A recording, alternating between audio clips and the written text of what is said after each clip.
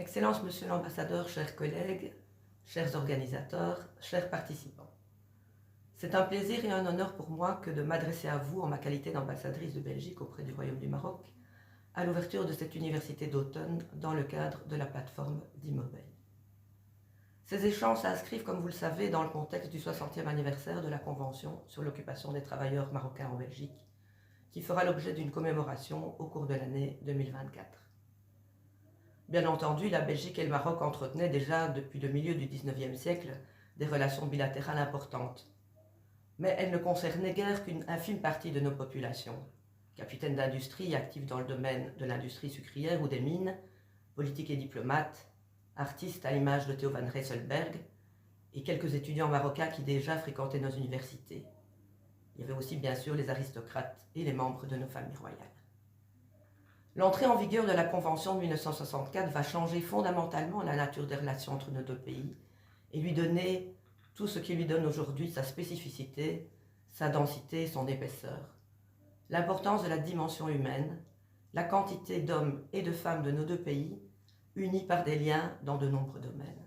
Si elle visait au départ un objectif économique de part et d'autre, trouver de la main-d'œuvre pour des tâches où déjà les besoins se faisaient sentir d'une part, et offrir des débouchés de travail pour des populations qui en manquaient d'autre part, le choix de nombreux travailleurs marocains de s'installer sur le territoire belge et d'y fonder une famille va évidemment amener avec elle des conséquences économiques, sociales, culturelles, cultuelles qui vont profondément transformer les relations entre nos deux pays.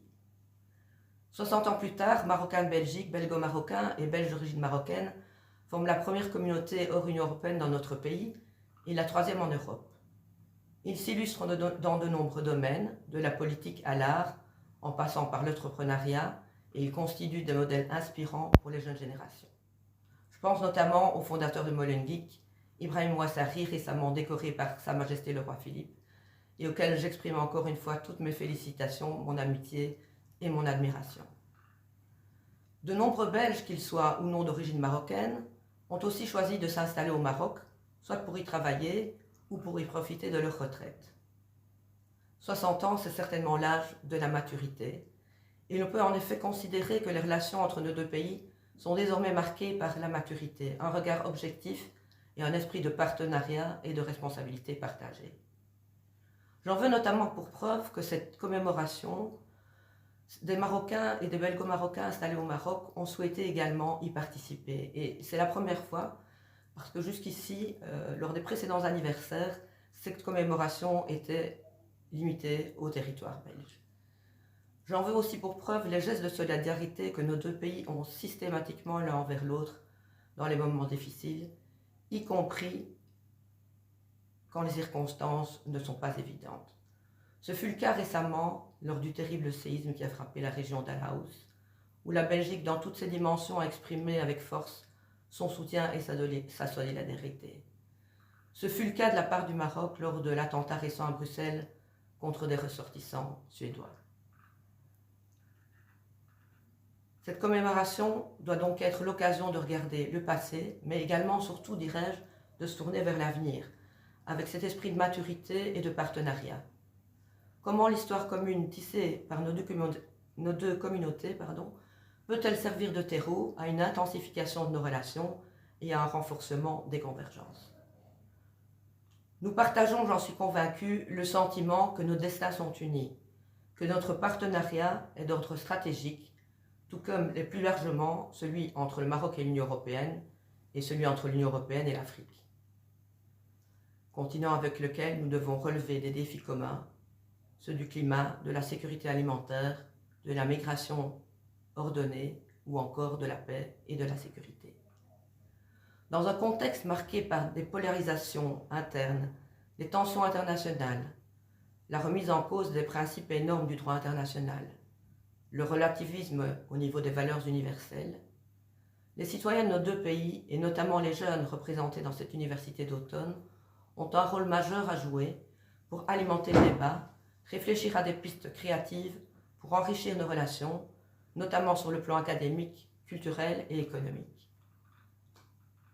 Nos relations sont déjà denses dans ces domaines, où au niveau belge, la communauté et région jouent évidemment le premier rôle. mais où la coopération fédérale bilatérale apporte aussi sa pierre à l'édifice. Au niveau de l'enseignement, citons le succès des écoles belges à programme de la communauté française au Maroc, le soutien de la coopération belge à la coopération interuniversitaire à travers l'ARES et le VLIR, ou encore le nombre croissant d'étudiants marocains qui choisissent de poursuivre leurs études supérieures dans les universités belges. Au niveau économique, mentionnons les très nombreuses missions qui se sont succédées depuis la sortie du Covid, qu'elles soient emmenées par des responsables politiques mais avec une finalité économique importante, ou encore qu'il s'agisse de missions de fédérations ou d'entreprises. Ici aussi, je note que désormais, qu'il s'agisse de recherche de nouveaux clients débouchés ou de prospection d'investissement, il s'agit d'un mouvement dans les deux sens, de la Belgique vers le Maroc, mais aussi du Maroc vers la Belgique. À cet égard, on peut citer notamment la visite au début de l'année de la Fédération marocaine de l'énergie et du cluster hydrogène dans les 3 régions de notre pays, qui a permis aux acteurs économiques belges et marocains d'examiner ensemble leur possible complémentarité. C'est un modèle que nous pourrions certainement chercher à répéter en étroite coopération avec nos agences régionales FITAWEX et Hub et la délégation Wallonie-Bruxelles dans d'autres secteurs d'intérêt commun, qu'il s'agisse de la logistique, de l'économie circulaire, de la construction durable, du digital ou encore de la santé. Au niveau politique aussi, les échanges et visites sont nombreux, témoignant d'une volonté de resserrer davantage nos coopérations dans de nombreux domaines d'intérêt commun. On peut citer au cours des 14 derniers mois la visite de notre ministre des Affaires étrangères, du ministre de la Justice, de la ministre de la Coopération, de la secrétaire d'État à la migration et à l'asile, des 3 ministres-présidents de nos régions, Wallonie, Bruxelles et Flandre, et tout récemment encore du ministre-président de la Fédération Wallonie-Bruxelles. Ceci démontre l'engagement de toutes les régions de notre pays en faveur d'un partenariat renforcé avec le Maroc. Au niveau du gouvernement fédéral, le partenariat avec le Maroc se décline aussi dans de très nombreux domaines, de la coopération judiciaire et policière à la coopération en matière de défense ou encore dans le cadre multilatéral. L'un des instruments de ce partenariat est évidemment formé par notre programme de coopération gouvernementale, qui lui aussi fêtera l'an prochain ses 60 ans, et par le soutien donné à des acteurs de la société civile. Le nouveau programme de coopération bilatérale 2024-2028 pour un montant de 30 millions d'euros, auquel il faut ajouter évidemment le soutien via les ACNG, est en phase de finalisation. Il s'articulera sur des domaines d'intérêt commun. En ligne avec les objectifs du nouveau modèle de développement, il visera à appuyer les efforts nationaux pour favoriser l'intégration économique des femmes et des jeunes, et notamment des plus vulnérables, et à promouvoir le dialogue social et le travail décent. À la demande du Maroc, il visera aussi la reconstruction et le redéploiement de l'activité économique dans les régions qui ont malheureusement été touchées par le terrible séisme de septembre dernier. Un accent particulier du nouveau programme est mis sur l'entrepreneuriat des jeunes et spécifiquement des jeunes femmes. Si vous nous suivez sur les réseaux sociaux, vous aurez certainement entendu parler du prix AWA lancé par la ministre de la Coopération et mis en œuvre par notre agence de coopération Enabel. Un prix qui met en avant les jeunes entrepreneuses de 16 pays soutenus par la coopération belge. Nous avons, avec un peu de retard, pu célébrer il y a quelques jours ici à Rabat 2 lauréates marocaines du prix 2022 qui se sont distinguées au milieu de 2500 candidates par un parcours extrêmement inspirant. Et je les félicite encore à cette occasion. La promotion de l'égalité entre les hommes et les femmes est également une priorité de notre partenariat. Dans notre nouveau programme, l'accent sera également mis sur l'échange réciproque d'expertise, le rôle des Belgo-Marocains ou des Marocains résidant en Belgique, la coopération triangulaire, autant de domaines où beaucoup d'évolutions sont encore possibles.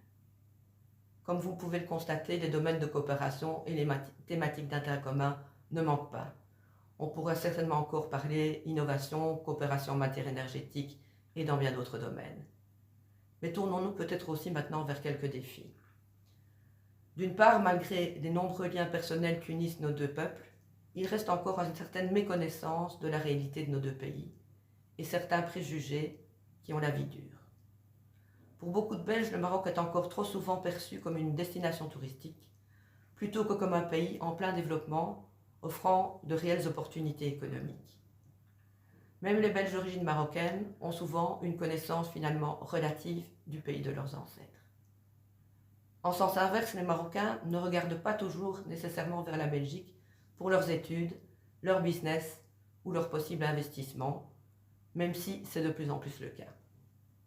Notre diversité et notre structure fédérale doivent aussi davantage être expliquées, ce qui, je l'admets, est en soi un sacré défi. À titre personnel, je pense aussi que nos instruments de coopération et de partenariat économique ne sont pas plus nécessairement complètement adaptés à l'évolution que connaît le Royaume du Maroc en tant que pays en pleine croissance et à revenus intermédiaires. Il faudra sans doute dans l'avenir envisager le développement ou l'utilisation d'autres schémas et outils complémentaires pour accroître et développer davantage nos relations, en particulier sur le plan économique. C'est ici que les jeunes étudiants présents lors de cette session ont l'occasion de faire fructifier, avec le soutien de leurs enseignants, leur créativité.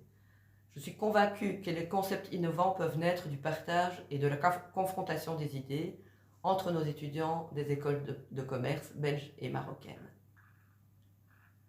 Côté belge, je dirais qu'on peut déjà compter sur deux caractéristiques qui peuvent nous être très utiles. D'une part, la Belgique est un pays, le pays du surréalisme, donc aussi celui d'une grande imagination et créativité. D'autre part, notre pays se distingue aussi par son grand pragmatisme et son sens du dialogue et de l'écoute et du compromis. Autant de qualités indispensables pour travailler avec des partenaires. Pour terminer, je souhaite remercier les organisateurs de cette université d'automne et en particulier le Cercle des lauréats de Belgique, réseau d'alumni des universités belges au Maroc, qui depuis sa redynamisation il y a plus d'1 an est déjà à l'origine de nombreuses initiatives pour renforcer le dialogue et la coopération entre nos deux pays. Bravo et tous mes vœux également à la plateforme d'Immobel développée par le CLB avec le soutien de la Fédération Wallonie-Bruxelles. Je vous souhaite de très bons échanges et de fructueux échanges et ce sera un plaisir que de pouvoir être tenu au courant des résultats de vos travaux et qui sait peut-être de vous accueillir, au moins certains d'entre vous, à Rabat, dans un futur, pour en discuter. Merci beaucoup.